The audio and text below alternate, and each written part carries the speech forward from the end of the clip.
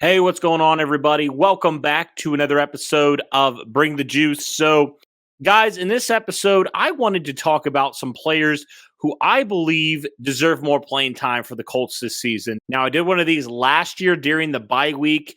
Now, the bye week, obviously, for the Colts, a little bit later on this year than it was last year. So, I do feel like because of that, there's going to be maybe a few less players. I do have players who I think deserve more playing time, but I think last year, there was a lot more unknown as opposed to at this point this season when the bye week is for the Colts. But I still think there's some players for me that I really feel like deserve a little bit more playing time.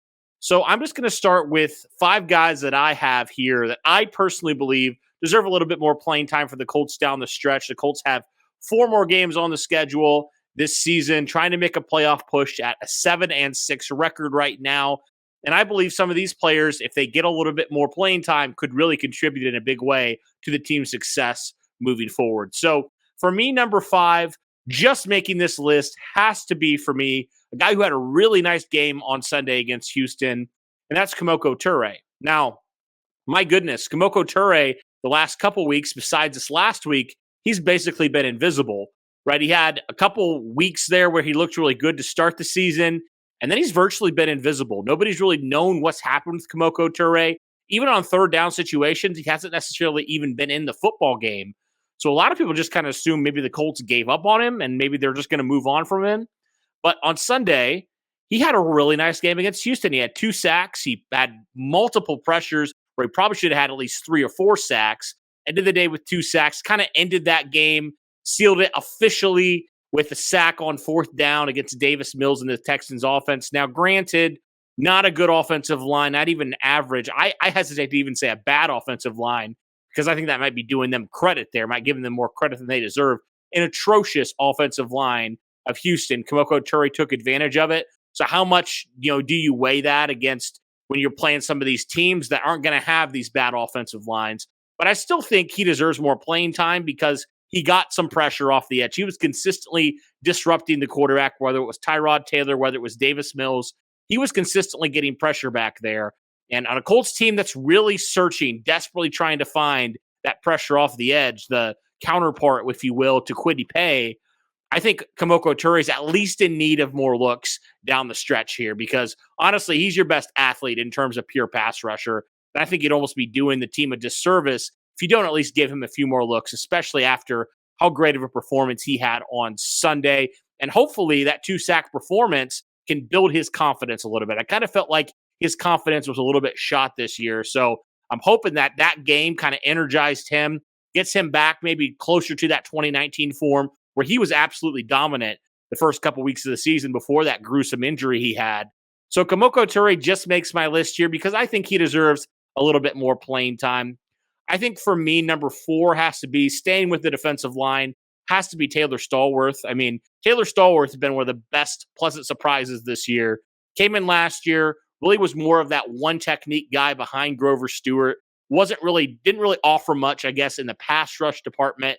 But this offseason, he really trained himself to get a lot better in that department. I had him on a couple weeks ago. He talked about that, how he really wanted to improve his pass rush this year. And so far, so good. He's looked really good as kind of that primary backup reserve defensive lineman in the interior.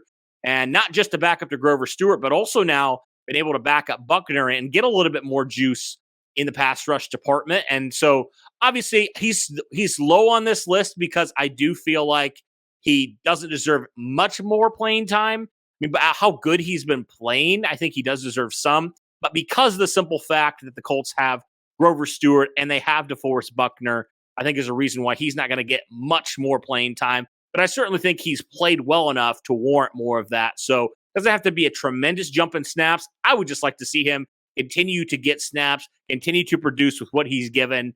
And, who knows down the line. But right now, I think he deserves a little bit more look with a few more snaps.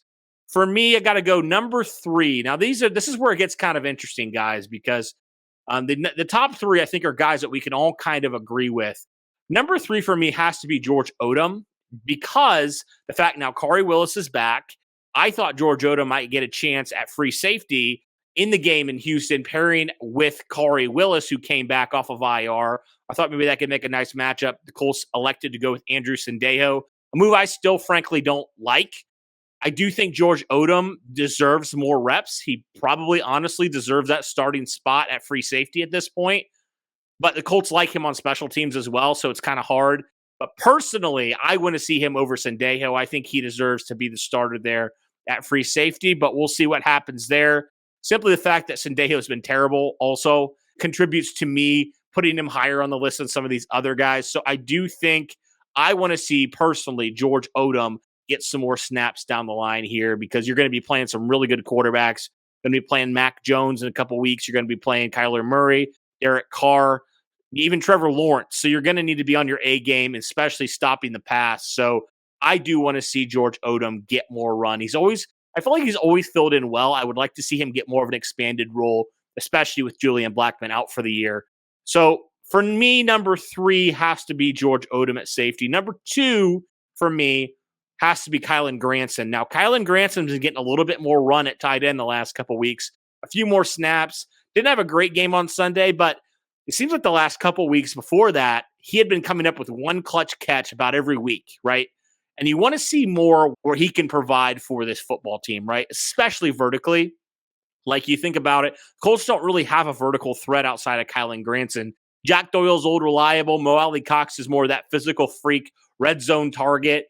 But Kylen Granson far and away is the best athlete the Colts have at tight end. He can stretch the field vertically. And honestly, it was a little bit puzzling why he wasn't being used at the beginning of the year. Colts starting to seem like they're integrating him into their offense. I just want to see more of him, because I feel like he could be a big X factor, especially with the lack of production at wide receiver outside of Michael Pittman. I feel like I want to see Kylen Granson get more involved in this offense and maybe be another really big threat down the stretch here for Carson Wentz in this Colts offense. So Granson for me is number 2. Number 1 shouldn't come as a surprise to anybody.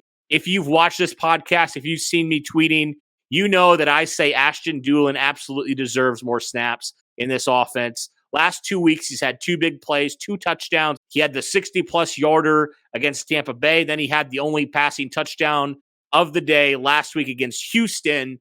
I feel like Ashton Doolin deserves more snaps, especially because, like I mentioned when I talked about Granson, wide receivers outside of Michael Pittman haven't necessarily been helpful so far. And Ashton Doolin's really been the only guy that's made some plays. Still hasn't got a ton of snaps. So I want to see his snap count go up.